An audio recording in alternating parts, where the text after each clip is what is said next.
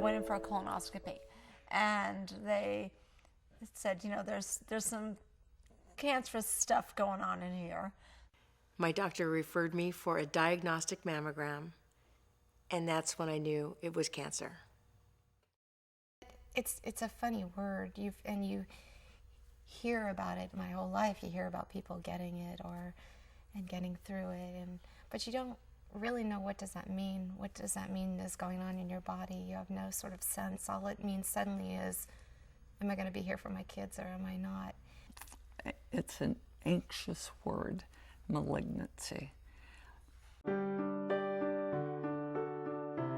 my surgeon's office, he recommended me to my oncologist, who was Dr. Sherman, and that was the single best referral. I mean, I was cocooned in kindness from my primary care to then my surgeon, but when I got into Dr.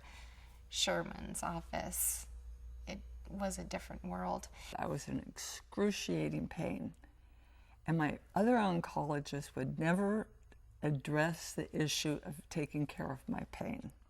When I first saw Dr. Sherman, the first thing he did was, you need to have radiation, but before we do anything, we're going to take care of your pain.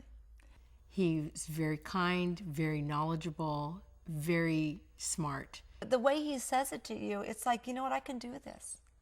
And he said that I don't even remember you crying about it. And I guess I didn't, because it was so like, this is the drill. We're going for a cure here, and don't spend a lot of time worrying about it. The program that he works out, or he and Kathleen work out, I mean, I can't ask for anything better. More than a partner in this, I had a hero, and I guarantee you that he's not just my hero.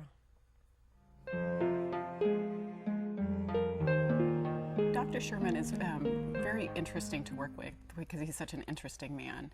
He is like a walking oncology journal, but he knows so much about so many cancers, and he's never satisfied with what he knows in his head. He always goes online to find out more information, so he's absolutely current.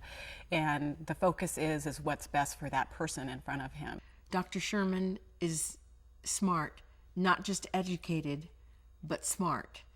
Other doctors might just give you what they think you need to know, but Dr. Sherman is willing to give you as much information as you can take, which I really appreciated. That man is brilliant. He's a brilliant diagnostician. He thinks very quickly on his feet, and he has so many strategies at hand to offer. And that's what brilliant, good teachers do, and that's what brilliant, good doctors do. His knowledge and his expertise is beyond measure.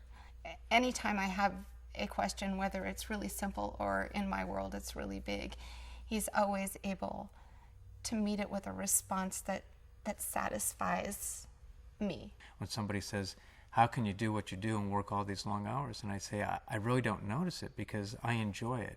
I enjoy the sense of being able to help somebody, to take the knowledge from all these textbooks and boil it down to an interpersonal relationship that I can tell somebody, here's what all of these things mean for you.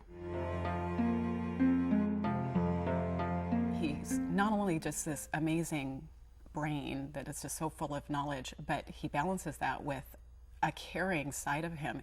It's not okay just to provide good clinical care, but he needs patients to feel welcome and loved and cared for. I think if I were anywhere else, I might wake up every day and think, oh, please God, I hope I didn't, I hope I'm okay. But I have confidence. I have great confidence in them. And Dr. Sherman, may I say, is truly, truly a remarkable doctor. I gave him great difficulty. Most doctors would have said goodbye, go someplace else, and yet he had the compassion, and I might add a sense of humor to hang in there. I try not to let people have a delay getting to see me, because if they're diagnosed with cancer one day, they need answers the next day. The whole team at Contra Costa Oncology develops an emotional bond with our patients. It's their quality of care, but it's their friendship, and it's their competency, and it's their willingness to deal with neurotic people like me. And their patience is unbelievable. And I mean, each one of them has something incredibly special to offer. Lisa, that is at the front desk, was the first one that just hugged me and said, welcome. I feel as a receptionist, I should welcome the patient and make them feel at home and greet them with a smile, and no matter how busy I am, stop what I'm doing and help that person as if they were coming to my house. And I know that on any given day, if I were to go in there with a tear, there isn't one that wouldn't bother to they would take the time and make sure they wiped it. And even for patients that find out that they have to go through chemo, even the environment that they have set up to give you chemo makes you feel a part of almost like an extended family. The nurses, of course, are intimately involved with delivering the chemotherapy, if that's what the patient needs, and they have all formed a bond of their own. It didn't feel like I was being hurried into a tragic situation. I felt like I was invited into a place that was going to assist in making me better. Very educated, very loving, and full of such integrity. I can't imagine not having met them. I can't imagine not having them share my life, and I share theirs. And truly, truly, they have welcomed my family, my children and my husband, and their kindness has been more than I could have ever hoped for. I don't feel like I'm going to the doctor's office. I truly don't. I really don't. It's as good as going to Target. Oh my gosh, we're just going to Target. Wow. I love Target. A lot of patients express appreciation, but it's really not necessary from my point of view, because their success is really what makes me feel good.